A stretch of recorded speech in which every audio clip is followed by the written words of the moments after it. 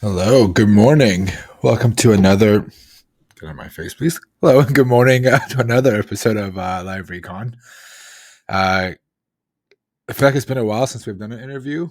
I have a few amazing co-hosts waiting to be brought up, and we also have Philip, who's been an amazing content creator, author, and pentester, who's going to be joining us today on this episode of Live Recon. You may see Jason in a new environment. He's actually joining us from his vacation. He's giving us his time on a trip with his family to be here. So thank you so much for making the time. I really appreciate it. No worries, man. We're in live from New York right now. We need to do one like where we travel together and do these. Yeah, That'd be really fun in person. That'd be dope. Take it on the, take the show on the go. Also, Farah's here. Hi, Farah. Hey, Farah. Hi. So our next guest is Philip. We're gonna bring him on, but I gotta do some announcements, and I'm assuming, Jason, you have your icebreakers as soon as we bring Philip on here. If you're going to DEF CON, I think are all three of us going to be at DEF CON? I think, Jason, I know you're going. Farah, are you coming? Yeah, I'm going for the Buck Crowd events as a triager this time. Oh, okay. Cool. All right. Well, the three of us will be there. So if you come to DEF CON, hopefully we can see everybody there. We can do this in person maybe and meet some people in person. If you're going to be going to DEF CON itself and not just going to Vegas, I'll be doing a training. It's the 30th anniversary. DEF CON's doing a training this year. If you want to come do some recon stuff, I'll be there. Come hang out. I think it's defcontraining.org. Other than that, I just dropped a vlog. I know if Jason, you were not in town when I was visiting. I know, it was so sad. It was the week I went to EDC that they had the Life of Hacking event. Yeah, but next time we'll have to make sure you're in there. The next video, I think, hopefully in Vegas. But Farah, I know you made a appearance when we went to get. You know what I realized? We went to get ramen and oysters. We never got the oysters. Yeah, I know, right? I was looking at the vlog and I was like, we never ended up getting the oysters. Hopefully next time. So I owe you some oysters, but I know we did to get some ramen. So if you guys want to go watch it, it's on YouTube. Go ahead and check it out. All right. I think, Jason, you have the most knowledge about Philip, so give us like a good intro for Philip before we bring him on. So Phil is a pen tester. He has been doing pen testing for a long time now, but in the past, like I think 4 or maybe 3 years, Phil has been starting to deliver a bunch of content, and he's also been a teacher for various methods of, like, teaching people how to get into offensive security, application security. He's written a book. He's done pretty much everything you can think of in kind of the content creation world. He's also just a fantastic human. Phil is real down to earth people and a good friend of mine, and I'm really happy to have him on the show. So you guys ready to bring him on? Yeah, let's do it. All right. Hello, how you doing, man? Hey Phil. How y'all doing? Good. Doing good. It's Sunday. Yeah, good to see. Good to see you all virtually. Look forward to getting to see Farah eventually in person for the first time. So I'll be at DEF CON, so it'll be great to see you. Nice. Yeah, hopefully I'll get to meet a lot of people. It's like half of the InfoSec camp is going to be there. Yeah, that's the beauty of going to DEF CON is like all the people you get to see and hang out with. I only have the chance to see a lot of people. I mean, RSA this year was like a very good exception to the rule, but I got to see a large number of people, including you and Phil, Jason. But I think Vegas is like where you really know, okay, you're going to see some of these people for sure. Yeah, it's nice. It was a nice warm-up for DEF CON. I agree. Yeah, and that's where Jason was coined. The new nickname is the Nick Fury of hacking. Yeah, because I'm just on my phone trying to get everybody at the same place. I'm like, okay, Ben, meet us here. Phil, meet us here. I had the other Ben, Pyro CC. I'm like, okay, we're at this party. Meet us here. It was crazy. People don't understand how hard it is to try to get a group of people to show up at once at the same place. It's incredibly hard, man. Everyone's got different things happening. Everyone wants to go to a party, but everyone wants to also hang out. So kudos to you for having the patience to do it. I would lose my shit, I feel like. Just being honest. But it was great when we all got there, right? Like, it was. Yeah, absolutely, man. We went to Denny's. I was a little out of it. It was great. That was the best part of RSA. Oh, awesome. Well, if you've been watching this stream, every Sunday we bring on a new guest. So if it's your first time watching, welcome. If it's not your first time, thanks for coming back. Every week we have a new guest. Usually Jason kicks us off with Icebreakers. And then we kind of get to know our guest throughout the interview. We ask them about themselves, who they are, what they do, and that sort of stuff. So Jason, I'll let you kick us off. Absolutely. So Phil, this crowd on the kind of live recon show, it's a little bit different than the normal pen testing crowd. It includes a lot more kind of bug hunters than normal. And so like normally I would try to go back through your history and find some like really crazy stuff. But you've already talked about these two things I'm going to bring up, but that's okay because they're the most interesting things I think I'm ever going to ask anyone on the interview panel. So can you tell us a little bit about your kind of pro or amateur wrestling kind of life that you did before getting into hacking? Yeah, actually it was pro wrestling. Pro wrestling, okay. So yeah, I actually the first time I wrestled was for the WCW. It was the former NWA, and I wrestled there. The first night I wrestled the Road Warriors and the Midnight Express. So whenever I graduated high school, I had no plans of what I was going to do for a career. And since I was a powerlifter and a big guy, my friends recommended me going into pro wrestling. So I kind of did that. And so it was an interesting experience. I wouldn't change what I'm doing now for that, but it was a good experience. It's something I'm glad I did. I mean, I went to wrestling school with The Undertaker. Oh, that's awesome. Wow. I know this story, but I didn't know that. Holy crap. Yeah. Okay. Yeah. Actually, I wrestled Mick Foley before. Wow. Yeah, Mick Foley wrestled in Dallas as Cactus Jack, but he's wrestled as Dude Love, Mankind, and pretty well known in the WWE. So I wrestled him, the Road Warriors, Rock and Roll Express, the Freebirds, quite a few. And actually, Steve Austin used to work out the same gym I worked out in my hometown, and he was playing football at the University of North Texas, and he played it smart and finished his college degree and finished out his football career there before going into wrestling. But it was kind of funny back in those days, pro wrestling, they didn't let people know that it was fake back then. Yeah, they were still trying to make people believe it's real. And so myself and another pro wrestler worked out the gym, and Steve was asking us if wrestling was real. And actually the first time I wrestled in Dallas, he came to see my match. So that was kind of cool. That's awesome. Now, did you grow up kind of a computer nerd and like kind of interested in sports and athletics, or was it one or the other at first and then you switched loves? Like, how did that work out? Yeah, it's all sports and athletics, because whenever I was in high school, they had like an IBM compatible computer class. Only the smart kids did that, and they had some Mac computers with art labs. They just got those in when I was like probably a junior in high school, got the Macs in. And so for me, the only thing science related I was really into was just like science itself. Whenever I would check out books in like grade school, I would get books on geology and dinosaurs and different things like that, really into biology. I used to, being interested in lifting and all that stuff, I got really interested in nutrition. So I'd read books like on nutrition and that sort of thing. So it really wasn't until years later that I got exposed to computers, because, I graduated back in '84. So it really wasn't, computers were around, but not as much. The career of working in IT wasn't that well known at the time. But I got into it because of, I went to CAD school because the wrestling thing, I wasn't making enough money. You don't, until you break in, you really don't make much money. Because I remember when I was wrestling in Dallas, around the time I kind of quit wrestling, I was making $25 a match. And this was back in 1989. So you went out there and you only made like $25. So there really wasn't much money in it and couldn't make a living. So I went to a trade school to learn CAD drafting. And that's where I got exposed to computers. Whenever I started CAD drafting, I was probably the worst of my class with computers. But as time went on, I got to where that was my strength. I would work at companies that didn't have IT departments. I would figure out how to fix things. I taught myself how to build computers, got interested in the role of the sysadmin, and that's kind of where things really took off from there. Nice.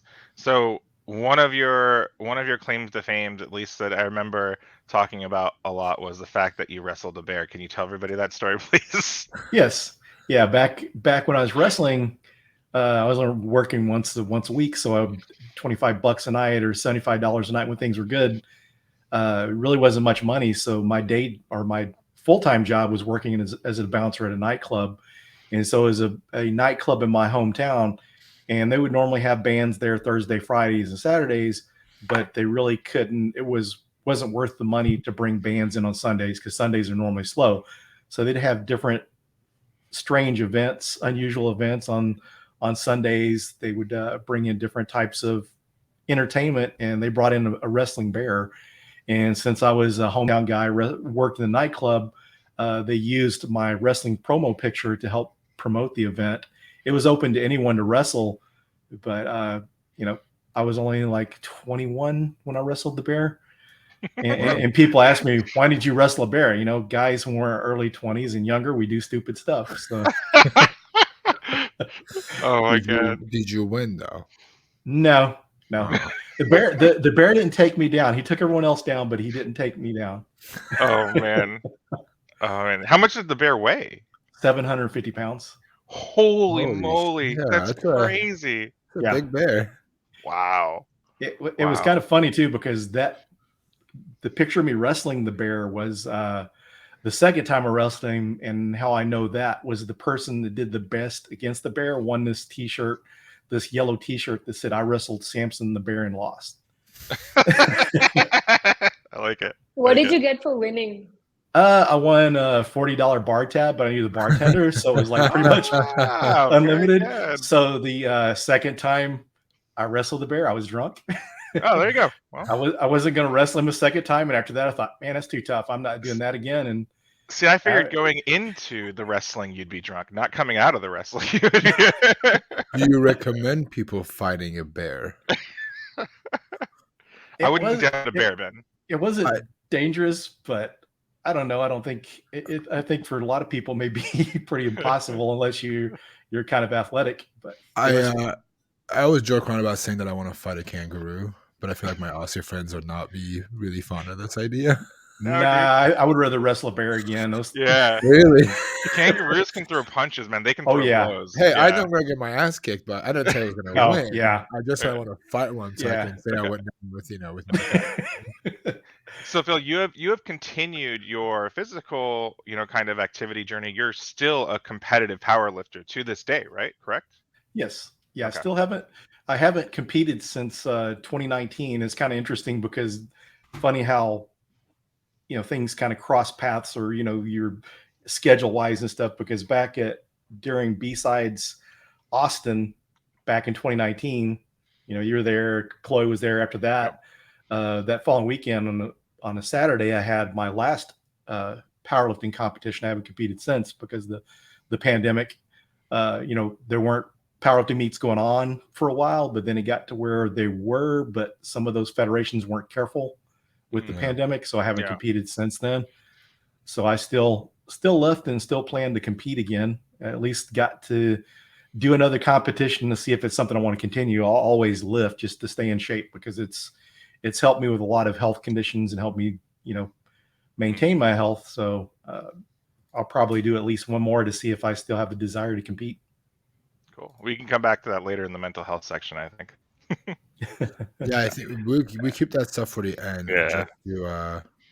We'll come back to it, but let's just jump in the interview. Tell us. We know you're a pro wrestler. We learned that so far, but let's talk about who you are. Like, what do you do? How long have you been doing it for? Yeah, so I've been in cybersecurity. January made 18 years. 10 of that was spent in offensive security. The first 5 years of my offensive security career was spent consulting. I worked for a couple different companies, worked for Verizon in their consulting division, as well as AT&T. Got tired of all the travel, because back then people weren't sending out drop boxes to perform remote pen test, although it was a capability and could have been done. A lot of the things that's been a problem with consulting over the years is some people think because you're a consultant, they have to see people face to face and they want people on site, which to me is kind of ridiculous, because you're wasting money on expenses, because we always bill the customer for the travel and hotel stay and food and lodging and all that. So I kind of got started there. My first year, I was doing application and network pen testing. And then a little after I'd been into it a little over a year, they were getting ready to make some cutbacks, and there were some application pen testing roles in our managed services division. So we went over there to keep our jobs. And if I had to do all over again, I would have specialized, went back into the AppSec side, performing the application pen test. But at the time, I didn't get to do, I missed getting to do a variety of things. I really wasn't ready to specialize. So I left there and went to work for AT&T, where I got to do Wi-Fi pen testing, network pen testing, application pen testing, got to do some secure SDLC reviews and that sort of thing. Cool. So you're from a sysadmin background. How did you choose offensive security? Why did the hacking part of it intrigue you? Yeah, it kind of interested me because whenever I first got into security, I found some different books like Ed Scotus's book, Hack and Counter Hack, and some of the Hacking Exposed books. I really got interested in those. So the pen testing job was interesting to me. And before I got laid off from my job, because I worked at this mortgage company, I was working on the AppSec team, and I managed the third-party web application pen test. So that's where I got interested. I'd heard of ethical hacking, knew of the certified ethical hacking certification, but didn't realize that was an actual role until I started managing third-party pen tests and doing some web application vulnerability scans. We were using AppScan. When I started using AppScan, it was before IBM, is like Watchfire was the vendor, and then they sold it to IBM. And so that's kind of where I got the interest in the hacking piece and the web app pen testing. That's nice. It's good to build it and then realize maybe I like breaking it and get into the ethical hacking side of it. Yeah, so one of the things too with the sysadmin background, it was very helpful. If you get a shell on a Windows system and you're a sysadmin, then you understand how to start and stop services from the command line and do other things. I mean, you can get into it without having sysadmin experience. I kind of think it's helpful to have that level of knowledge, but that made pen test easier. I mean, I had web app pen tests where through SQL injection, a SQL injection vulnerability, I was able to get command line access because they had XP command shell enabled. Right. And for me, understanding the sysadmin part, I knew I could start and stop services. I could dump password hashes and crack the hashes and that sort of thing. So it was very helpful in that part of my career. Sorry, I think you're about to ask the same thing. How did you leverage your sysadmin background to kind of, push towards web pen testing? What were some of the things you did? Or some of the things that you relied on from your sysadmin experience? Because one of the reasons why I asked that is with a lot of people that watch the show and there's similar background to yours, they're sysadmin of some sort, they work in similar fields and they want to make the jump to security or infosec, whatever you want to call it, but they're not really sure how to do it and if they have the right skill sets. What is your thoughts on that? Yeah, my thoughts are to leverage your background, your knowledge, and those strengths if you have that. So if you're a web app developer, then web app pen testing or bug bounty is going to be definitely something you should look into. If you're a sysadmin, then infrastructure pen testing is going to come more easy for you. You can do other things, but I would say start with your strengths, what you know, because you have to understand the technology before you can secure it or you can break into it. And so from administering Microsoft IIS servers and playing around with Apache web server and that sort of thing helped me a lot whenever I became a pen tester, because I knew the directory structures and how those things worked. So it made life a lot easier. As a pen tester or bug bounty hunter, researcher, you don't have to know all these things. You can research on the fly, but once you have that basic knowledge built up, you're going to be better off. And people come to me all the time. Do I need to be a sysadmin first? No, because there's people out there that don't know any better, or they're gatekeepers, and they'll tell people, oh, you have to be a sysadmin. You have to be help desk, desktop support or something before you can get into pen testing. And no, you don't have to do that. Yeah, I completely agree. I didn't, just on a personal experience, I didn't have a sysadmin background really. I did web hosting, but I don't think you need to be anything. But I think having some sort of a background in tech, whether you're a sysadmin, you work for help desk, you're a developer, something when you understand the basics of technology and web, especially for web hacking, it does help. And just like you said, you can leverage those skills to kind of know your strengths and what you're good at and kind of dominate that area.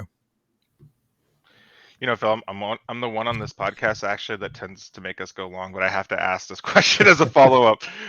So you were there when pen testing started, and I think I was too, like when it was in its golden age of just getting started, and then to now, the difference between what was going on then to what happens now in like red team engagements, is it a lot easier now with tools like Bloodhound and Sliver and things like that like modern pen test teams and red teams use, or is it just different, like it's just a different type of thing? I think what we have to test as pen testers is a lot more complicated. We have a lot more tools at our fingertips than we did before, because at one time you really needed to be able to code to be a pen tester, be able to hack things. Now there's all these tools, and it's good and bad, because with something like Burp Suite, it's a lot easier to brute force passwords than going and trying to use Hydra or creating a script. So I think we've got a lot better tools, but the technologies we have is a lot more tough. I mean, because some of the things that you would see back in the old days, some of the default credentials, you would see a lot more of that. It was easier, because I remember, when I started in 2012, and we already had Metasploit, a lot of different tools and Burp Suite, but just some of the things that you could pwn with just MS 0867, how many times you run into stuff like that? If there was a Metasploit module that worked, you were usually in. So I think it was easier with some of those tools, but now I think the technology is more difficult to be able to exploit, because as things evolve, they put more security in place. Back then you didn't have to really worry about evasion too much. MSS Venom would take care of whatever you need to do. Now it's got a lot more complicated than that. Makes sense. Yeah, it's as we've progressed with, as an industry, there's been more and more tools on the offensive side. There's also been more and more libraries and things on the defensive side of things to fix these issues, right? I mean, I feel like SQL injections in the early 2000s, even late, 2008, 9 was very, very common, more common than it is right now. It's just harder to exploit. I feel like just SQL injection as a whole is just harder to exploit nowadays than it used to be 10 years ago, 12 years ago. When we have all these tools like SQL Map and Burp Suite and all these different things, right? Yep. But it's cool to hear, I feel like things were easier in some ways. Like, could you imagine if we knew the things we knew right now 15 years ago? Oh yeah. Yeah. Well, I mean, it was already easy back then, right? Like Phil was saying, right? Like I think like 80% of the time I did a pen test back then, it was like an easy Metasploit module, then Meterpreter, then Pivot, then Domain Admin, right? But I know red teamers right now who say it's really easy still to this day, right? Like, so it depends on the organization, right? Yeah. I just feel like things were easier to hack into back in the day because there weren't enough resources. Now there are more resources on both sides, so it's making it harder for both ends. Yeah. And I think that also comes down to be able to defend and secure things. I think there's a lot more knowledgeable blue teamers. There's a lot more opportunities to protect things. Back then you had antivirus, but now you've got all sorts of endpoint solutions. I mean, it's a lot more difficult. I would say that when I did my first pen test in 2012, I remember some pen tests I was able to hack into things really easy. If I would have started, 5 years or 10 years later, I think it would have probably been longer before I actually hacked something. Yeah. With more tools, I think there's more talent, there's more contributions. So there's improvement to everything, improvement to all the tools, and that's what makes it more secure, but also makes it harder to hack. And to that point too, just the sharing of resources, because back then, this is actually funny. This is how I found out about Jason, was through the Ethical Hacker Network. Jason's articles on there and stuff, and that's how I found out about Jason and why I got interested in bug bounty, because there was a lot of cool techniques and stuff that bug hunters were using that people that did application pen testing didn't know about. Because the difference with a pen tester, you do the pen test, if you don't find anything, it's not a big deal. If you're a bug hunter, you don't find stuff, you don't get paid, so you're kind of forced to be better at what you're doing. It's almost like someone that hunts or fishes for hobby compares to having to do it for a living. The person that has to catch their food is going to be a lot better than the person that does it for sport, because if you don't get at the end of the day, you can go to the steakhouse and still eat. That's a good analogy. I like that analogy. Yeah. All right, Phil, tell us a little bit about your book, the Pentester BluePrint, for those of us, or for those in the audience who hadn't, read it or seen it before. Yeah, the inspiration for the book was back in January 2018. I started teaching at Dallas College. Started out teaching an ethical hacking class there, basically a pen testing course, and then followed up later on next year with the web app pen testing course. But the first day of class each semester, I would do a talk on pen testing. You know, what pen testing was all about, how to become a pen tester. And some of the other instructors at the college asked me to come in and talk to their cybersecurity students about getting started as pen testing. So I'd give that presentation to them. So by like October and November of 2018, it turned into a conference talk. And I gave that talk many times. One time, one of the Bug Crowd Level Up virtual events, Yep. and several different conferences and stuff. And so Wylie Publishing, I was in the Tribe of Hackers Red Team book that Marcus Carey and Jen wrote. And I was sharing on LinkedIn about being in the book, and Wylie Publishing reached out, asked me if are there any books you're interested in writing. And I kind of knew for a while that I wanted to write the book on the Pentester BluePrint, because one of the things I kind of learned too, and this kind of plays into CFP selection for anyone listening on there that is on a CFP review committee. I remember one year for B-Sides DFW, the Dallas Fort Worth Security B-Sides, someone said, if the talk's been given before, you know, you may consider not accepting it or whatever. And I kind of said, you know, if the talk hasn't been given here before, you should take that. Because the thing is, as many times as I gave that talk at conferences, it was amazing how many people heard it for the first time. And and just the different communities you're part of, that your reach is limited to that. And I knew if they're writing a book, then I could get that information out to people that doesn't know me, doesn't know people, you know, on InfoSec Twitter, anyone in the bug bounty community, any of that. And so I knew there was opportunity to get to those people, and it worked out. It helped. I mean, as far as the book, some of my goals, the selfish goal was to help build my brand and my name, but ultimately it wasn't about the money. It was to help others, because just what the book has helped people, you know, the talk and the mentoring stuff has helped people. I knew that a book would be able to offer that to people that I would never meet in my life. So I don't like the rule of about like doing brand new talks at brand new conferences. The audience is different, especially something like yours where it's helping people get started in a career. I think it's just incredibly valuable to just expose it to so many people, especially with the field that everyone's interested in. Cybersecurity is a new hot thing that everyone wants to get into. And I think more and more talks like that are, you know, needed for people to kind of understand the ropes they got to jump through and the things they got to learn.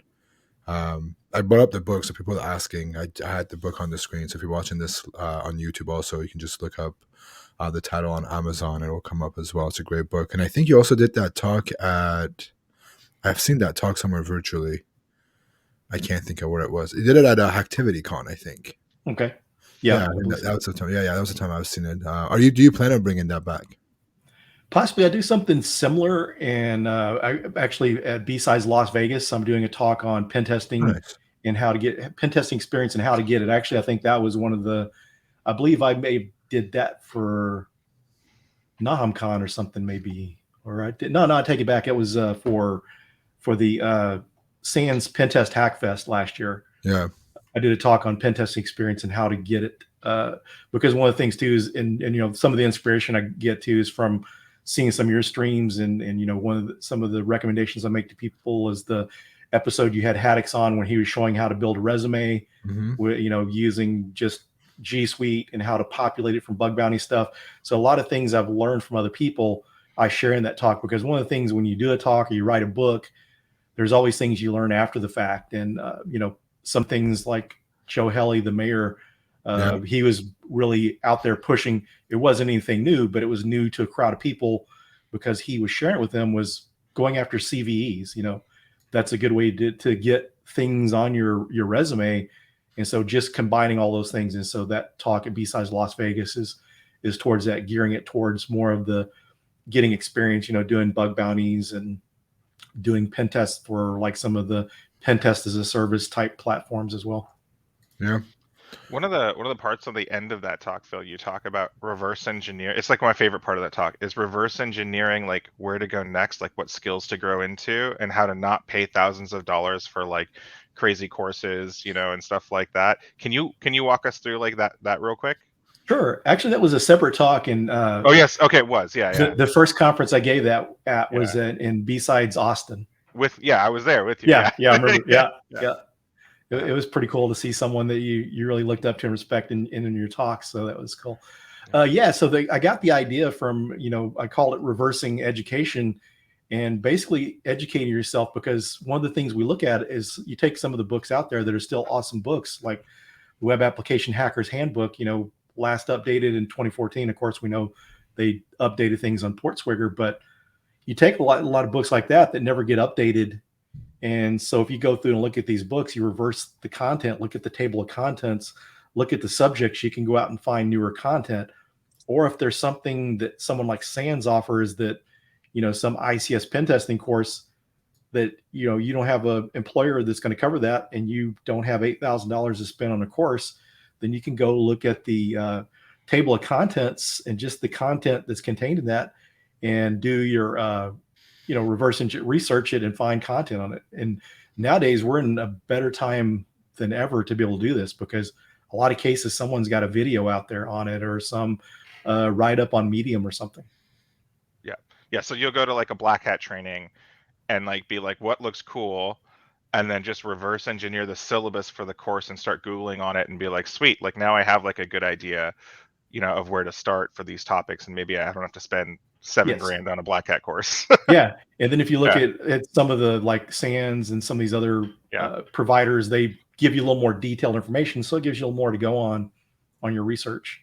Cool. And then you can see some of the people that are the author of these courses or these books, go out, look for their blogs or any videos and stuff that they do. Yeah. And I think all these new learning platforms have also done a really good job of making those kinds of trainings for cheap. Just try Hack Me and Hack the Box. I haven't done any Hack the Box stuff recently, but just try Hack Me. I know that I've made these paths that you can learn these things without even taking the test. And if you decide to take the test, like an OSCP, for example, they have really good paths that you can do. That's a really good idea, just to pretty much covering all those topics from those courses without paying the organizations, because there's so many resources out there for free nowadays. Yep. It's funny too, after I gave that talk, the first time I gave it was at Dallas Hackers Association. I gave it as a fire talk, and it's funny how many people I know that have been in the industry for a while. I've been doing that for years. I just never thought of it as reverse engineering education. Yeah. Have you actually spent money on a certification though? Do you have any certifications? Do you recommend any? Yes, I had back years ago, I had my CISSP, which as far as that one goes, I just don't think there's any value unless your employer wants it. If you work for a consulting company, because it's probably one of the most misunderstood certifications. It's more of a management certification, but everyone wants it for technical roles. So, I mean, I did learn from it, but there's other Security Plus you can learn so much more from as a technician. I had the OSCP, and that's probably the one I got that I learned the most from, because, I mean, I started my job as a pen tester. I really didn't have the hacking skill, and so I signed up for the OSCP course to be able to learn how to hack better. And I learned so much in that year from that course. But fortunately, I got lucky. I was able to get a pen testing job without any pen testing certifications at all, and it was for a consulting company. Fortunately, my manager was one that believed in learning to build over, learning to hack. You know how to build it, you'll figure out how to hack it. So he was big on that. So I had a home lab, and I taught myself how to manage, Apache web servers. I taught myself web design. I was hosting all this stuff at home. So he saw my passion and willingness to learn, and that helped me get the job. But when I got the job, I didn't know how to hack, so I had to learn. So I took the OSCP. That was like the best resource, at the time to learn hacking. So I took that. I ended up taking the SANS web app pen testing certification course back in 2014 and passed the exam in 2015. But I'd say, as far as if you're going to get a web app pen testing cert, I would say I would probably recommend Portswigger's certification probably over a lot of the other ones, because it's more current, not as expensive. And with the SANS web app pen testing course, in my opinion, it's a good course for someone that is doing infrastructure pen tests, because it really doesn't go in depth. It's going to give you the skills you need to be a web app pen tester. I thought it was good for someone that's coming from an infrastructure background. But when I took that, I had already taken the eLearn security, web app pen testing course, and I learned more from that than I did the SANS course. Because when I got into the SANS course, really the only new stuff I picked up was how to use user agents, to bypass different types of security measures and stuff. And that was pretty much all I learned. I was really kind of let down from that, but Yeah, I I really think like certification. Sorry. I really like to see the industry get more away from that, and just, if you want to know someone's skills, give them some technical challenge. Have a CTF environment or vulnerable servers, have them go in there and perform a pen test. I think that's a more accurate test. And plus, if I take the OSCP and I don't do anything with that for 3 to 5 years, I'm going to lose a lot of those skills. I mean, I'm a big advocate for saying that just because you have this is not a dig against people that have a certification, but just because you've passed a test, in theory, you may know things, but can you actually do those in the real world, right? That's true. Ferry, we're going to say something before I jump into our next question. Yeah, I think I was about to say, like, certifications also get you into like a commitment sort of zone, where it's, if you're doing a course, you might lose a little bit of discipline. But certifications, you make that investment and you stick to it, whether you learn something new or not. It just becomes like a commitment. Yeah, I kind of agree with those thoughts. That what it does is it makes you, you have to work harder if you're going to pass the exam. So you may just get through the content and not pay attention. So it does help with that standpoint. That's one of the things too, when people ask me, what do I need a degree? What do you think about degrees? And when it comes to degrees, there's some information there you can learn. If you're not good at self-study and you need structure, it's good for people like that. Otherwise, you don't have to have it, because a lot of times with some of the degrees, stuff is so outdated. You figure, regular technology books don't get updated enough. So you look at some of these textbooks, some of these things are 10 years old. And a lot of this security field, the education came from information assurance, so that you really don't get into the technical stuff. It's more something that would be good for GRC or compliance or something. You mentioned OSCP. You mentioned some of the SANS stuff. You mentioned a few other ones. Walk me through your thought process. How do you pick what certificates you do? What is the criteria you look at? Is it, and what did you do in the beginning? Like, how did you pick those? For me, I just did some research on Google looking for different courses to take. And I found the OSCP, just based on the syllabus and seeing that it came from a company that was actively performing pen tests. The creators and maintainers back then, it was Backtrack Linux, before it was Kali Linux. Oh, gee. We're throwing it back. Okay. Yeah. And just seeing that, because one of the things, I mean, there's people out there that create content that they get into the space without any experience at all, and they do well. But for me, I don't know. The option was you find someone with experience, and that's what I'm going to learn from, because I know I've heard people that worked for training companies before that had no experience in security working for these training companies. And, just for conversations with them, they think that pen testing is adversary emulation. You use some of the same techniques, but you're not trying to go undetected, and a lot of things based on scope. So, where you learn it from can be, you have to be careful where you're learning from, because someone you may think's an expert or something. So it's good if you've got experienced friends, or someone that you follow in the industry, you may kind of get their advice, because there's so much stuff out there. Anyone could put a course on Udemy, and you don't know if it's correct or not. And some people from the academic world, they just know what they've read, and it's not always accurate when you read things in textbooks. And even some certification providers that are well known for plagiarizing people's content, they go out and offer book deals or training opportunities from anyone that doesn't even have experience to write it. So they go out and plagiarize it because they're trying to make money in the field. So I think you really have to vet who you're looking for. So I like to look at stuff from practitioners. So, stuff you put out and Jason put out and Farah, you people have experience in the field. So that's who I'm going to find, someone that is a subject matter expert, not just someone that researched something and, create a course or whatever, The course thing is, I agree. There is a lot of with Udemy, I'm a Udemy person. I have a Udemy course. I'm not a big fan of the Udemy course. Go buy NahamSec's course. I actually bought your course to support you, by the way. Thank you, man. I go out and say, don't buy my course. Yeah. Everything that I'm teaching you is online for free. It's just people that wanted to just, for some reason, people want to support it. I support it that I put out there, but I 100% agree. There's a lot of garbage out there. Not even courses, like resources.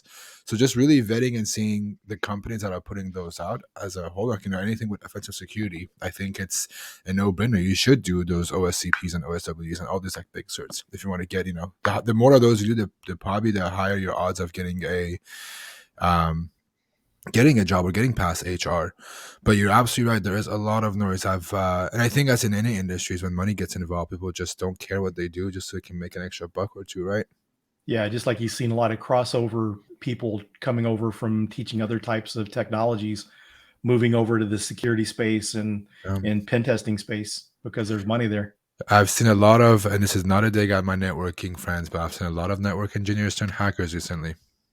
Yeah, content creators, teachers, good for them. But vet what you're buying. I would say some of these courses are expensive. OSCP is pretty expensive, but at the end of the day, you're investing. You're investing in yourself, and this is a company that is respected from almost everybody in the industry, even people that are selling courses against them. The whole cert thing is every time we ask these questions, our chat is the most active. Is people saying that certs are better than school, or school is better than cert, or people think that having experience better than certs. That's kind of why we ask all these things. Yeah, and it's going to be different for everyone.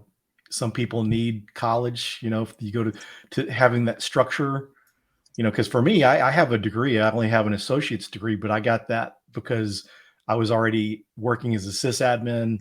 The college I went to, which I ended up actually teaching for the other colleges, but I had CCNA, I had the Novell Network C&E, I had the MCSE, the CISSP, and technology-wise for what was equivalent to a sysadmin degree was one technical class. So I took a Microsoft Access course. So the rest of it was the basics. So that's how I got my degree.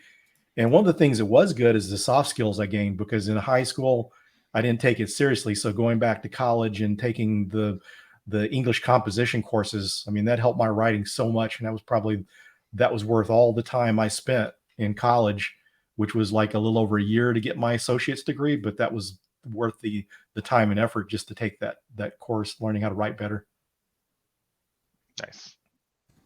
It's just it's cool to hear everyone's background on this sort of thing. It's not really controversial. It's not like do you think you need to learn how to code to be a hacker, right? It's not controversial like that, but everybody we've asked is the cert question to has given either a very similar answer or their perspective is entirely different, even though the answer is the same, if that makes sense.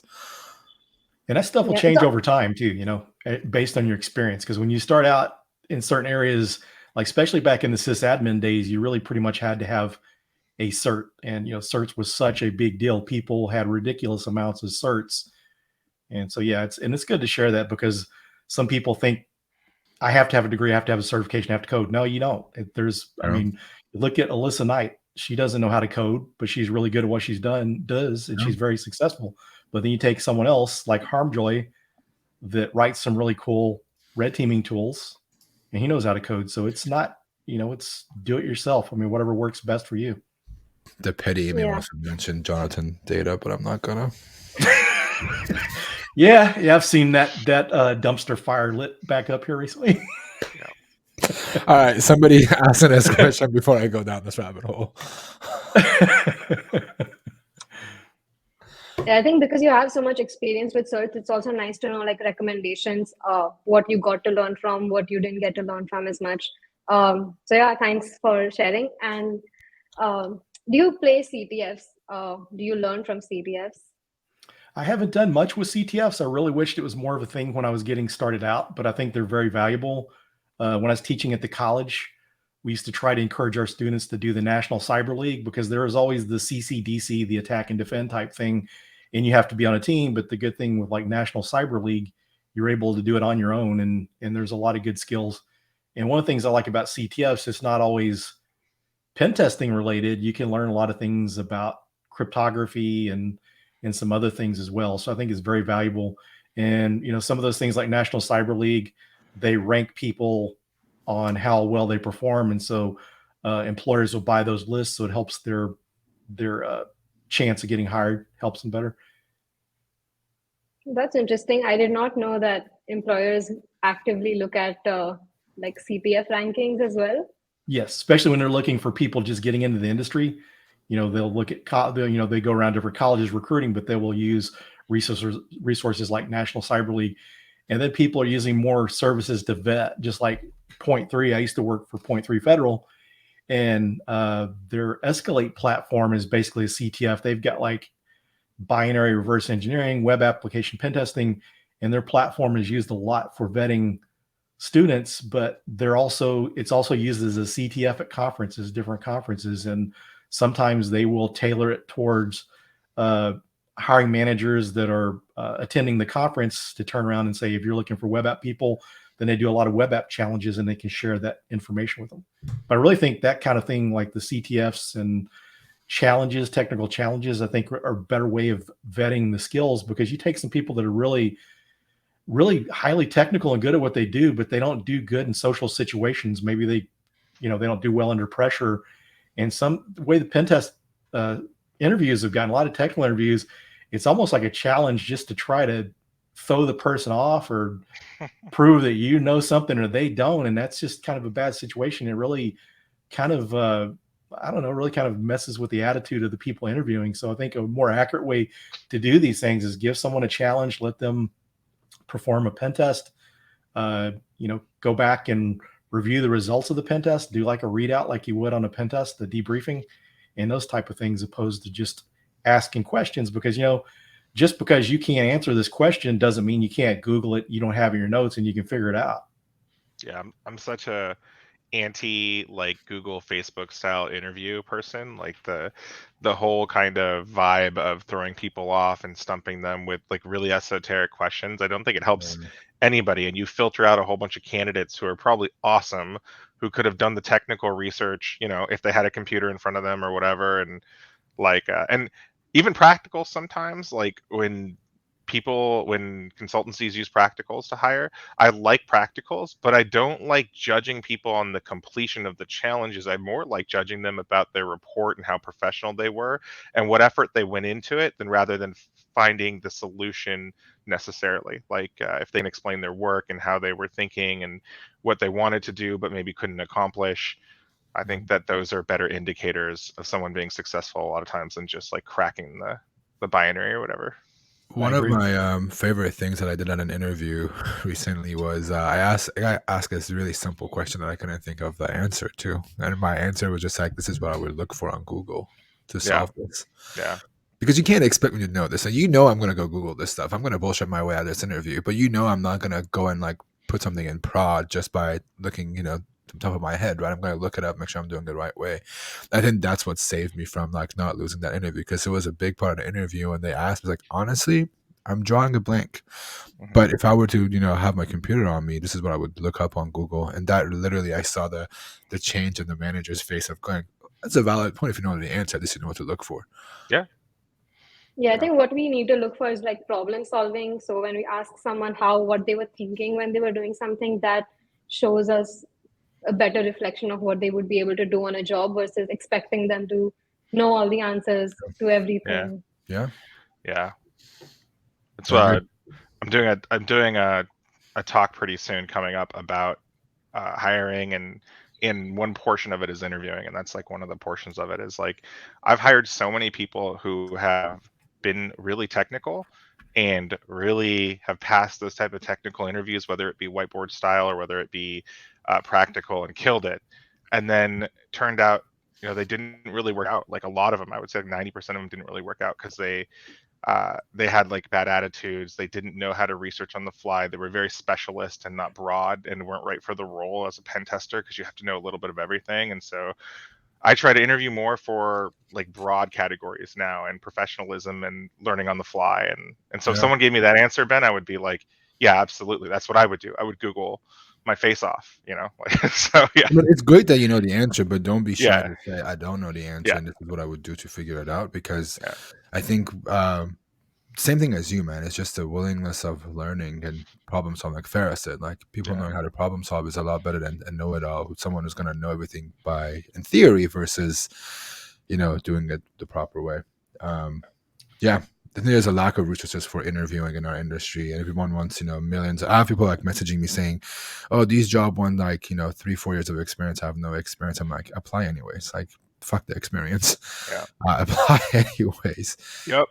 Yeah, it's amazing how some of those job descriptions are so messed up. I was a red team lead at a global consumer product company, and before I got there, they had a job description for a red teamer, and we were hiring out of India, and I kept wondering why we could not finding when we kept getting web app pen testers and not anyone with an infrastructure pen testing background, because that's a good pivot into red teaming. Couldn't find it. I went and looked at the job description, and it was like way off. It was like a pen testing job description. It really wasn't, you know, a red team job description. Right. So some of the job descriptions, and it's really sad that all this wish list of stuff they put on there to scare people off, because they see so many things. I mean, there's so many jobs I've applied for, had more than enough experience and so forth and skills, but you see it sometime and not even have 50% of it, and you've been in the field for a long time. Yeah, that's part of my talk, because it's to CISOs, so it's to a room full of, like, you know, decision makers, and I'm like, don't do this. This is wrong. Yeah. I think there needs to be a shift in how we solve the hiring process, but I feel like that's a whole episode of its own that we can talk about. Yeah, absolutely. So we are on live Recon, and it isn't going to be a live Recon episode until we talk about Recon itself. So Phil, tell us, do you do Recon, and if so, what does Recon mean to you? Yes, and on pen testing and stuff, I'll do Recon, and I think it's one of the biggest gaps in pen testing and overlooked things, because what's happened, you know, kind of a little rant here. I wrote a blog post for my employer a while back on writing, you know, getting the most out of your pen tests, and, you know, compliance pen testing has really hurt reconnaissance, especially when it comes to infrastructure pen testing, because a lot of times if you've got 100 IPs to test on an external pen test, a lot of times people will just put that in there, do their nmap scans, minimal reconnaissance, and a lot of times no OSINT. I was doing a black box full scope pen test for a company several years ago, and, you know, we only knew the location of the company because I was going to have to do physical pen testing as well. And through doing my reconnaissance and OSINT, I went out and found all the network blocks, IP addresses, subdomain enumeration, all that stuff. And by doing a search in Shodan, I was able to find an FTP server in Indonesia, clear text FTP, that wasn't in any of the IP blocks they had. So that's really an area that's gotten missing, because all the compliance pen test, a lot of methods get left out because there's not much time to perform the testing, and, you know, limited time per, you know, thing in scope. You know, we get 100 pen tests to do in 1 year. You only got so much time, so it gets overlooked. And so I think that's very important. And just, you know, doing OSINT on a reconnaissance on pen test before, I've found, and one of the things too, anyone that's an infrastructure pen tester, make sure you learn some web, because sometimes the only way in to something on infrastructure pen test is through web, you know, something web-based, because a lot of your admin consoles and consoles for different security products are running on Java servers. Yeah. And so, like on a pen test once, through running NIC2, I was able to find like some default credentials for a server that was running Red Hat JBoss, and I was able to find the credentials on there. Burp Suite didn't find anything, neither did Nessus. So I think a lot, even going beyond just using the commercial tools, using the different open source tools out there. And I get a lot of people kind of laugh and say, you still use NIC2? But I tell you what, I mean, I make sure I run it, because there's time. You don't always find something, but you can find some useful information with it. Chris Sulo is a beast, and he now works for Project Discovery, which is really interesting. So he works for Nuclei. Oh, that's cool. Yeah. I did not know that. Okay. Yeah. He went over there to be their director of research. Yeah, I just recently found out about nuclei earlier this year. Looks like a pretty good tool. I finally gave in and started using nuclei starting last night. I gave in. Nice. I gave in, and I don't know how I feel about it, but they're doing amazing stuff, man. I gotta give it to them. They're putting out some really, really good tools. Okay, so talking about tools, what are some of the other favorite tools you use in your day-to-day, Phil? Burp Suite can be one of them. Hold on, we cannot put Burp Suite in there. I gotta put we usually exclude Burp Suite because everybody's like, yeah, use Burp Suite anyway. Yeah. SQL map. Yep. Okay. SQL map's Because great. whenever my favorite all-time hack with the SQL injection was back in 2014, I was able to get command line access because I used the plugin in Burp, that CO2. I like the CO2 plugin. So if you're going through running your scans and you see it's supposed to be vulnerable to SQL injection, it's nice to be able to right-click, send it to SQL map, and see if it truly is, to try to validate it before you dig deeper. Yep. But Nmap is probably one of my favorite tools because the NSE scripts, there's so much stuff you can do with those, and the vuln NSE script that works as a vulnerability scanner. Yep. Can you tell us a little bit about some of your favorite NSE scripts, like one of the ones that you use? Vuln, just just that's the only one you use, or is there more of them? No, I use more of them, but it just depends. There's like several different tools that you can use for checking SSL vulnerabilities and TLS vulnerabilities. So when you're on a pen test, you have to go through and validate those findings because what Burp Suite comes up with, or Nessus comes up with, any commercial vulnerability scanner, it may be a false positive.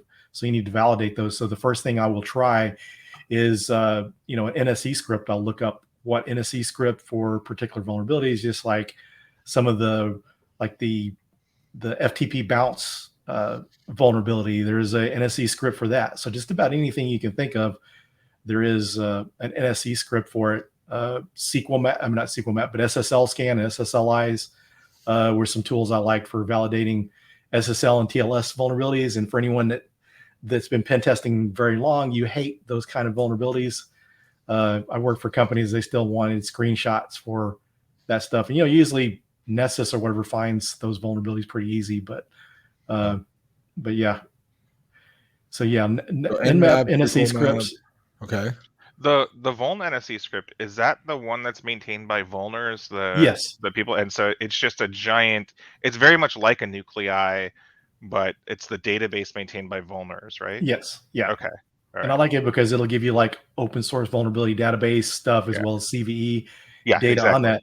Because a lot of times, it's a lot of CVE stuff. Yeah. Because my final scan on Nmap, I'll do like a service scan. I'll find what ports and services available, narrow it down to those, and then run like a service, and then also vulners or the vuln NSE script that's find any kind of CVEs or open source vulnerability database information on it. Someone asked if I use. Someone mentioned Zap, but yeah, Zap's a good one. If I would have, I probably would have never used Burp Suite. I probably would have went with Zap, because when I was switching teams at Verizon, I didn't have a Burp Suite license when I was there, and I was using Zap, and I thought, man, this is a lot easier. But I thought, the industry standard's Burp. I got to stick with this, so I stuck with it. And Burp, it's gotten more user friendly. It wasn't as user friendly back in the day, but it's also good that you have competition out there, because they borrowed a lot of notes from Zap, just like the App Store. Burp Suite used to not have like their App Store. You have to manually upload all those plugins, all those extensions manually. You had to upload those. And so now they come out with a store, and then having the browser integration within the tool. Zap's had that for a while, and then they turn around, and so competition's good. Yeah. I was on this giant Twitter thread about me switching over to Zap in some cases, and Ben felt the need to jump in my Twitter thread, but that's okay. Hey man, I still called you.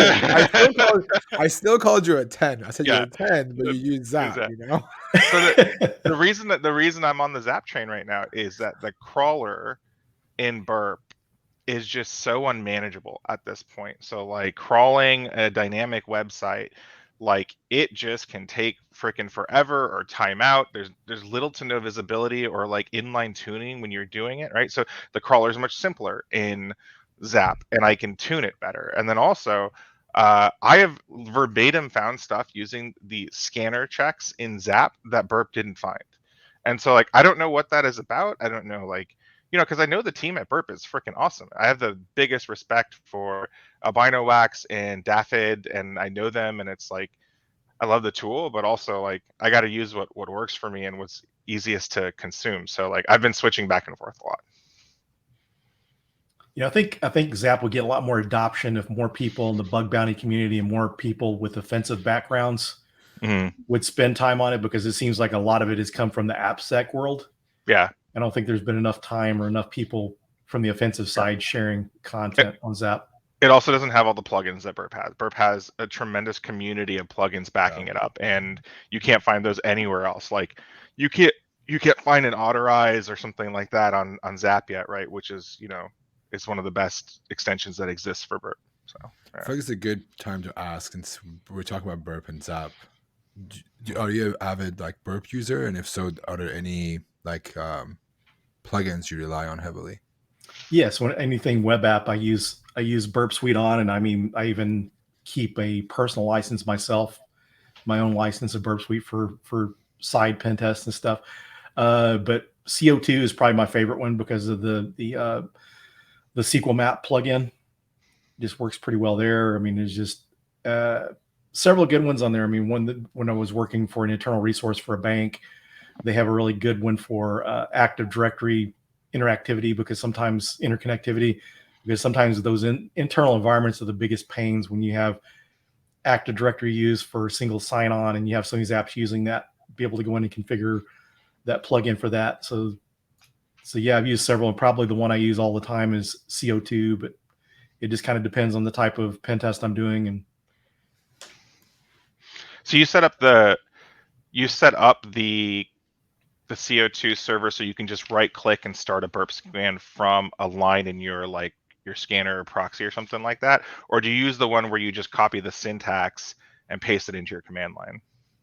I use the one where it comes up with a GUI. When you right click, it opens up CO2, and you can actually, I really loved it, because this is like one of the first plugins I ever used, because when I didn't know SQL map that well, you could go through there, select the different options, what level. Yeah, you don't even know some of the options. Yeah, so you just go through there. But what I would do in the time I was able to get command line access to that server, because XP command shell was enabled, you can go in there, copy and paste that to the command line, the syntax because as you populate it, it builds out the syntax for you, so you can copy it from there to the command line where you're running SQL map. Yeah, cool. Are there any other ones you recommend? None of them really come to mind right now. Okay, fair enough. So Hunt is pretty good too, though. Which one? Hunt. Hey. Oh yeah. I like that one because of the methodology piece, and I used to show that I used to share that with my students. Yeah.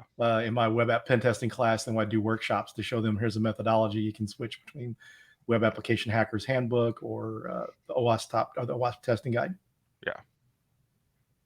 Yeah, so I wanted to actually talk to you about content a little bit, because you create a lot of different types of content, right? Like you create podcasts and like you have a book, workshops, talks. Like what got you into creating content, and how did you get started with the whole content creation?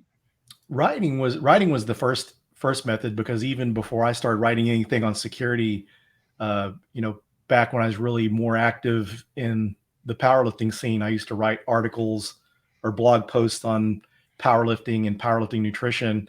And actually that one health website, Livestrong, one of my powerlifting nutrition 101 blog posts ended up over there. They ended up republishing. Of course, they gave me credit, listed my name, but writing was really where I more got into things, because speaking in public, I used to be terrified of speaking in public. So anything on video or in person was really hard for me.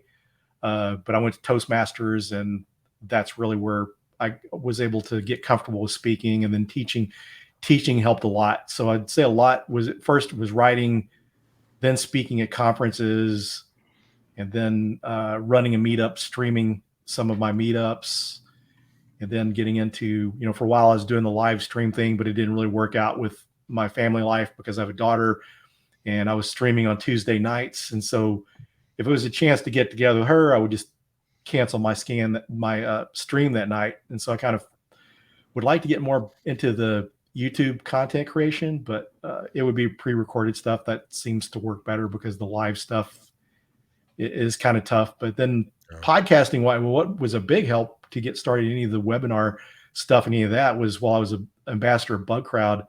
They had me do 2 different webinar series. It was the day in the life of a pen tester. I did like a 5-part series there. So that got me into the webinar stuff and got invited to be on other webinars for people and doing some webinars for my current employer. Has it It's helped, nice Phil? Oh, sorry. Everyone has a question. Jason, I heard you first. You go ahead. Oh, okay. Has it helped with like your career, like, you know, finding new jobs and stuff? The fact that you create content and put yourself out there and stuff like that? Yeah, it's helped a ton because one of the things, like my current employer, I interviewed with my hiring manager when they were at Synac, and I noticed that they made a move in August to Psycognito. And when I was looking on their, I congratulated them through a direct message, and then she came back. I didn't notice it until like October, November, and she said, thanked me and said, would you be interested in an opportunity here? So that helped. And, speaking at the conferences and doing all that stuff helped me do that, get that job, as well as some other jobs leading up to that was very helpful with. Cool. I think it's nice to see the transferable skills, because you mentioned you studied English and then you wrote blogs about weightlifting, and then it's about InfoSec now. So it's nice to see that, because I have a mass media background too, and now I create content. So I can resonate with that. It's actually kind of funny to go back and think about it, because when I was going through Toastmasters, and the reason I went through Toastmasters, where they were announcing the call for papers in the 2013 B-Sides DFW conference, our local B-Sides, one of the people that was the co-coordinator for that conference said the best job they got of their career was because they spoke at conferences. Yeah. So like the next week I went and signed up for Toastmasters and started going. I spent a year, a little bit more there, and got that down. And when I'd give talks for Toastmasters, I would pick either a cybersecurity topic or something related to health and fitness, since really I've been, have knowledge in that going back to 1980, when I was first getting into lifting and nutrition and stuff. So at one time I didn't know what my goal was, or my mission in life was, to be providing health information or providing security. And I was more passionate about the security side of things. And that's kind of what I went with. We're glad you're here with us. Oh, it's good to be here. And I can say, just from the bodybuilding, powerlifting, and the fitness community, the people here are so much better. Oh, I mean, it's more supportive people. That industry is so ego filled. Are you talking about that industry or our industry? Right? No, I'm talking about I talk about their industry, because that's like the home of toxic masculinity. Because there's some guys I know one guy that's a pretty well-known trainer in that industry that's commonly making posts on LinkedIn that is very, toxic masculinity and encouraging violence and that sort of thing. So it's just a lot of ego in that field is just very toxic, so this is, and then, with friends I've made here, we've stayed in contact. People in that industry, I don't know. It's just, I think there's people are more genuine in our industry, but I also see the same pattern of like the ego. Yeah. There is a lot of toxic people. I think it's any industry, to be honest. It's those, you can't always. There's always somewhere. Yeah. No. But the interesting thing is too, and that's one of the things too that bothers me probably most about the industry, is to see people that try to be something they're not, that they exaggerate their skills, because, a lot of us work hard to get where we're at, and then you feel like you're competing against something that's not real. People that do 7,000 pen tests in 5 years, or 5,000 pen tests in 7 years. Oh my God. That's another one we could clown on the show. We could spend 30 minutes on that. Yeah, I'm not going to go into any more depth with that person, but there's someone else too on LinkedIn recently that I connected with. This guy probably back in 2012, and he's always had his profile picture on LinkedIn. Now he wears a mask when he does any webinars, so it's kind of become his gimmick. So he supposedly works with, helps the FBI and different 3-letter agencies, and he can't be viewed because it's dangerous for his family and himself, but he shows on LinkedIn where he lives, the region he's in, people know where, but it's just the people that make up, just unauthentic people. Just that's just a big turnoff, and that's probably why I like you guys so well. You're true to yourself. You're not making up to be something you're not. And I think this is a good example for people coming into the industry is to be yourself. Don't be a fake, because one of these days someone's going to find it out, and no matter how it builds you up and helps you, when the lie is revealed, you're it's going to tank your career with it. I agree. I think this is a good place for us to kick off our mental health segment, which is the last portion of the show where we talk about mental health. If you're watching this on YouTube, or if you're watching this for the first time, we're not health professionals. We're just three people. I always say there's three of us. I've always struggled with mental health at some point, and we share our struggles about it. So let's kick it off with how do you unplug from work? Is there a way do you have a activity you do? Is there something that you do on the weekend to kind of like separate from working? To balance that out. Is there anything you do? Lifting has been one of my biggest ways to deal with stress. And I had a job back in my sysadmin days. I went back to school, and I just, wasn't making it a priority to get in the gym and work out. And then one day I just kind of noticed how I got really, really stressed out at work, and went back to lifting and stuff. And there's times even that doesn't always help. But one of the things I did, like over the pandemic, I was going through just not be able to get out and socialize, and just things weren't good at all. But one of the things that helped me a lot is I used to go on late night walks in our neighborhood, and it was just almost like meditation, because there was all sorts of different wildlife in the neighborhood that we enjoyed seeing and stuff. And just getting out there in the dark and at night, walking around, seeing the different animals and stuff was pretty cool. I mean, because we're in the city, but there was times we actually saw a couple coyotes. We've seen owls in our neighborhood. I haven't seen one, but there's actually some bobcats and stuff. And just seeing the rabbits and different wildlife out was just kind of relaxing, and just totally took your mind off everything else, because you're just out walking. You got nothing to help draw your mind off of it. And, sometimes when I go on walks too, I used to listen to podcasts, and I really got away from that, just to be able to disconnect and not even think, not sit there and concentrate on something, just to be able to think about nothing and just take my mind off of, technology altogether. Dude, my best ideas for like content or research, or even to solve problems in pen tests or bug bounties, have come when I do stuff like that, when I completely disconnect. And I'm like, a lot of people make the joke about the shower, but it could you could happen in the shower, it could happen taking a long walk or whatever. It's the moment I don't feel any pressure from the situation that my brain's like, oh yeah, here's how you solve that thing. I'm like, oh, okay. Yeah. And it's too easy to get distracted, because, with mobile phones and computers and all this, it's just hard. You have to get away from it, because otherwise you're too distracted, and it's hard to be creative, hard to think of things. Yeah. I think it's the nature of our job, right? We're always like in front of screens. It's all important to get out, get your body moving in some type of way, and just get some movement. And like going for a walk, I think that's a great idea. Yeah.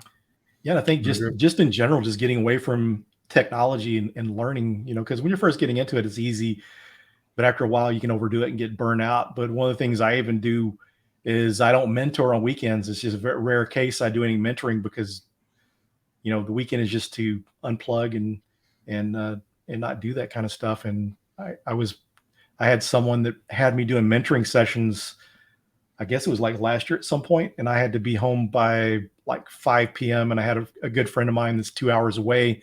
So went out to visit him. So I had to make sure I come back earlier, and I had that stress of trying to get back in time to do this mentoring session. I thought, there's enough hours between Monday and Friday. Yeah. Well, thanks for being here with us on a weekend. Yeah, I really appreciate it. Yeah. Oh, it's on. Yeah. It's not working when you're with friends. So yeah. Good. How do you manage your time? Do you have a daily routine? Yeah, not really. I'm not very good, or I'm not a good person to ask that. So whenever you can figure that out, help me, because trying to focus on stuff, because I got friends, and I tell one of my good friends that, I've got to focus on this. I got to get more structured, but you get so much stuff done. I said, I know, but I goof off so much, and just my mind just wanders so much. So yeah, I need to get better at that myself. Yeah. I think it's what works best for you. I was a big fan of like daily routines, but I realized I don't like morning routines anymore. It's just what works for you. And if you're productive and you're happy with your level of productivity, then I don't think any of that matters really. Yeah, and something about that too is I think it's good not to force it. Just to sometimes you just got to be happy with things. I mean, if you're okay and it's not really causing you unhappiness, why stress over something that's pretty trivial? Yeah, I agree. That's a good way to frame it. I like it. Yeah. Okay, so you have lifting, you have work, and then you have content creation.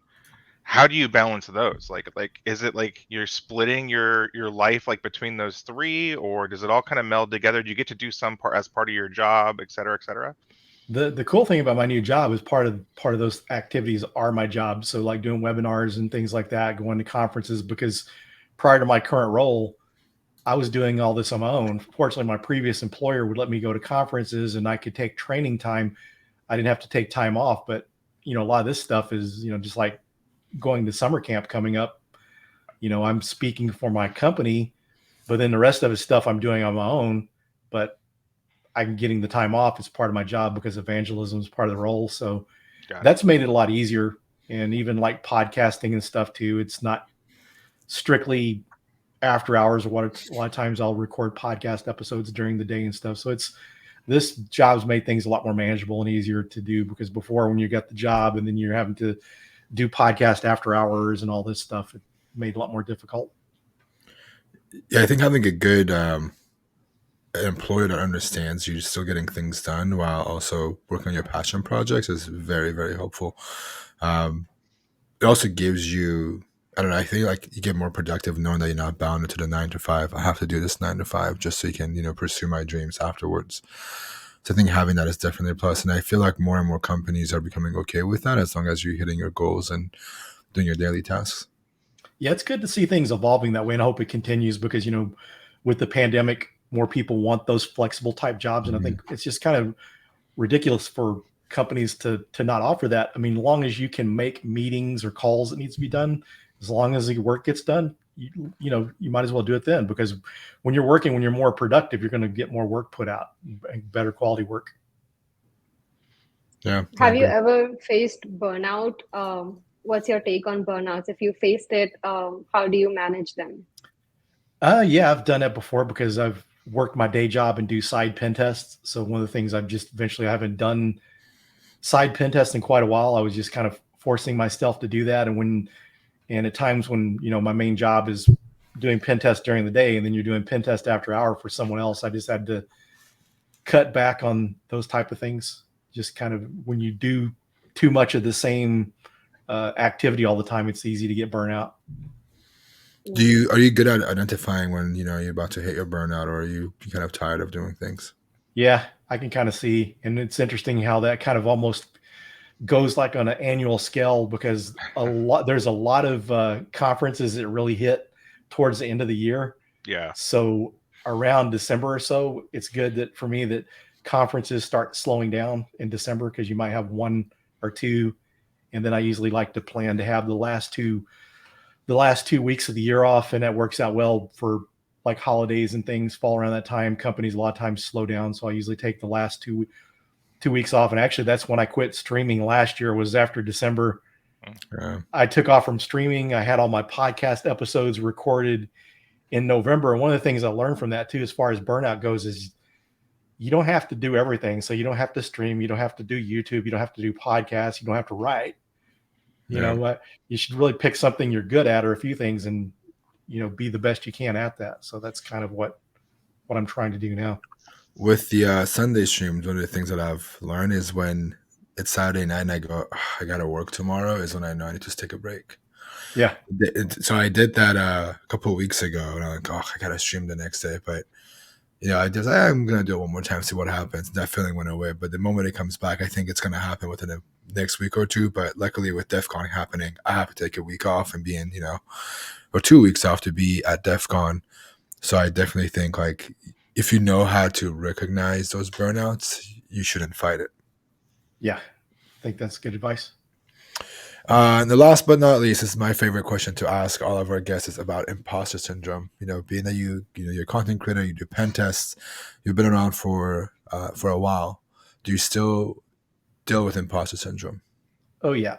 Yep. And an interesting thing, what kind of helps with that too is funny.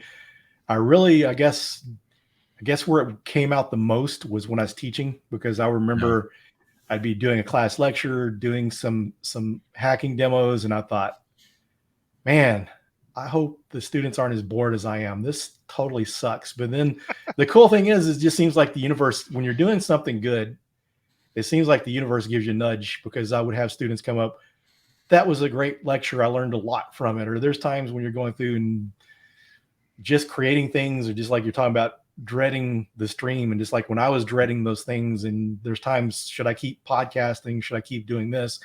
And someone comes along that's getting something out of it. Yep. You're helping someone, and that's just the motivation to say, yep, I was meant to do this. I need to keep doing it. Yeah, during the pandemic, it got really, really hard. I don't think I've talked about this story. It got really, really hard at some point, both on a personal level and then just the pressure of making content. I was walking. There's this path that I always walk, and I was walking, and I was just like, okay, I'm done with this. I think I've told Jason this a few times. I go through these motions of I want to delete all my social media, and I was doing that like on a weekly basis when I want to just delete Twitch, Twitter, Instagram, all of it, like completely just disappear. And one of the last time I was gonna do it, I saw a DM. So I don't have Twitter app on my phone, but I get notifications when I get a DM and an email, right? So this email pops up, new Instagram DM from so-and-so. I'm like, okay. And I see the preview, and it says, hey, I just want you to know that with the pandemic happening, I was going through chemo, and I was listening to a lot of your interviews that you did as a way to pass time and to like do something that I'm passionate about. And I was like, holy shit, like, somebody in their painful day was like watching this thing. You're just about to quit. You're completely going, I'm done with this thing. I don't want to ever do this again. Who's going to fucking watch my show or my stream, right? And I get that as I'm thinking these thoughts. And I'm just like, okay, here is a reason not to delete for this week. Yep. And I think you get those. You're absolutely right. When you're doing something amazing, something good, you get those nudge to be reminded of why you do the things you do, why you're passionate about the things you do, and why you continue to do them. And it seems like a purpose too, Mm-hmm. You just try to find your purpose, because before I got more into the mentoring and teaching and that sort of thing, when I was just trying to be the best hacker I could be. And, I've always been really competitive, and it's been a double-edged sword. It's helped me to try to push myself to continue to keep achieving. But at the same time, it's been a bad thing, trying to be better, trying to compare yourself to other people. There came a point in my life, because I always want to try to be the best I can be, best at something. And then one day I just kind of woke up and thought, I may not be the best hacker, I may not be the best power lifter, but one of the things I can do is I can be, a really good friend. I can be a really good mentor, a really good teacher, a coach. And those are needed. Those aren't always the sexiest jobs that everyone wants, but they're the most important. Yep. Yeah, I agree. Yeah. That's the quote I always try to remember, is comparison is the thief of joy, right? Like, and to be real, right? You see people like Farah and Ben, I see them putting out content, and I get that FOMO too. And I'm like, I should be doing more. I should be doing more. I should be doing better. Right. But like, really, you just got to do the best at what you're good at, and as much as you can. And that's going to put some positivity out in the world, and it'll come back to you. So, yeah. I agree. I think that's about all the questions, but I wanted to kind of end this on a different note. What is your, I want to kind of ask you like what a tweet, maybe a little bit longer than a tweet, maybe it's a LinkedIn post. What is your advice to people that are watching this? Who want to get, kind of have a similar path as you, and, they're sysadmin, they're in tech, they work these jobs, and they want to make the switch to security and infosec. What's your first number one advice? Number one advice is don't be your own impedance, because there's enough people, haters in the world and gatekeepers, but don't be a hindrance of your own success. So go out there, anything you want to do. Sometimes the hardest thing is just taking the first step. Just take that step, get started, and sometimes you'll be amazed how easy it is. Sometimes just the getting started, it's the hardest part. I think there's a quote that says day one, or no, one day or day one. So you can say I can start one day, or today could be your day one. That's one of the things that really helped me get through stuff. But yeah, I think that's all I had. Jason, Farah, do you guys anything you guys want to add? No, I mean, I think we're all going to be at DEF CON, like you said, Ben. So come find us. We would love to chat. And Ben will probably have a camera with him of some sort. Yeah. I will capture all these moments. Yeah, that'll be good. Yeah, it was Farah? really nice to meet you two virtually. I've met Ben in person, but hopefully I get to meet all of you in DEF CON in person. So that would be nice. Exciting. Yeah. Nice to meet you as well. Yeah, Congrats nice. on your 50K followers on Oh, Instagram. yeah, on Instagram. Yeah, thank very That's you. awesome. It's amazing. Thank you. I've started Instagram really as a passion project. It's just fun content. So Yeah. never expected it to be this big. So I'm kind of happy about that. It's That's amazing. awesome. Yeah. That's good. Well, Phil, thank you so much for, joining us Sunday, giving us some of your time on your day off. I really appreciate it and can't wait to see you at DEF CON. Yeah, thanks for having me, and I look forward to seeing you all at DEF CON. The picture that we had from RSA, we need a much expanded picture of that. Yeah, an updated version for sure. I agree. Yeah, that'd be great. Yeah. Thank you, man. We'll talk soon and see you in a few weeks. Thanks. Take care. See ya. Thanks, Phil. Bye. All right. Jason, thank you again for joining me from your vacay. I know you're in and out of your hotel room, but thank you so much for making the time to be here, even though you're on vacation. I really, really appreciate it. No worries, man. See you anytime you want me. I'll be here. I'll talk to you in a bit. All right. Enjoy. Peace. See ya. Bye. Farah, I feel like it's like 2 a.m. your time and you're still awake, and I really appreciate the fact that you joined these calls, even though it's really, really late your time. I am a night owl, so I'm okay with it. And I see comments being like, "Oh, it's late there." This is fine. I'm see if I can okay. find this I'm getting comment. enough sleep. Don't worry about me. There was a really cool comment that says, it was one of the first early on. It said, Farah's giving up her sleep for this show. I wish I could find it. Oh, right here. Damn, she's burying her sleep for the stream. Cool. Yeah, dedicated. Dedicated. Thank you so much. I really appreciate you, and I can't wait to see you either another episode or hopefully in person in Las Vegas. Yeah, for sure. See you. Bye. Yeah, bye. All right, that's it. That was another episode of Live Recon. I think next week I'm going to be traveling, but I'm going to have my laptop on me, and what I'm going to do is hopefully stream some hacking from... Actually, I'm going to go to Dallas. If you're in Dallas, let me know, but I'll be in Dallas hacking. I'm going to do a stream on hacking, like a Live Recon thing. No interviews, so we shall see. Other than that, thank you guys so much for being here. Thank you for spending your Sunday night. I know in some areas of the world it's really, really late for you guys, so I really appreciate you being here and hanging out with me and spending some time. Other than that, I appreciate you. Thank you so much. Come hang out on Discord. Follow me on Twitter, social medias, and go check out that vlog I just posted on YouTube. Other than that, I will see you all next week. Peace.